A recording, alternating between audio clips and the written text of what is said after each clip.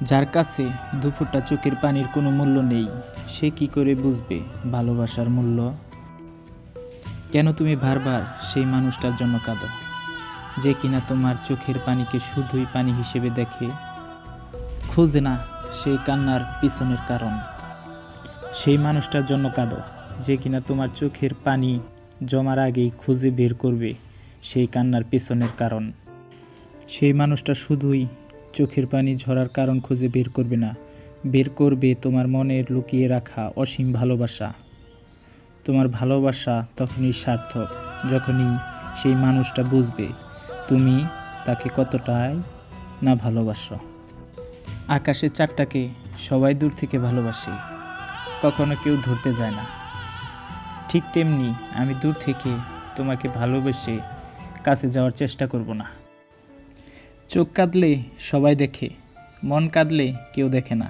বাইরের ক্ষত সবাই দেখে, ভেতরেরটা কেউ দেখে না। কাজ ভাঙলে শব্দ হয়, মন ভাঙলে তো হয় না।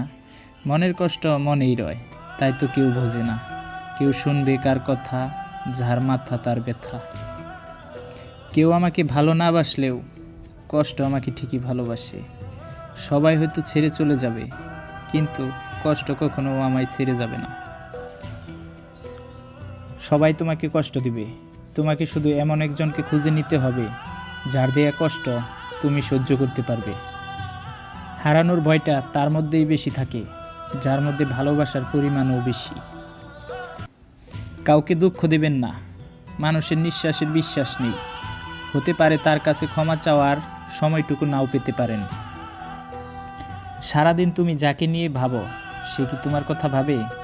একদমই না, কারণ মানুষ মাত্রই স্বার্থপর। যে তোমার খুশির জন্য হার মেনে নেয়, তার কাছে তুমি কখনো জিততে পারবে না।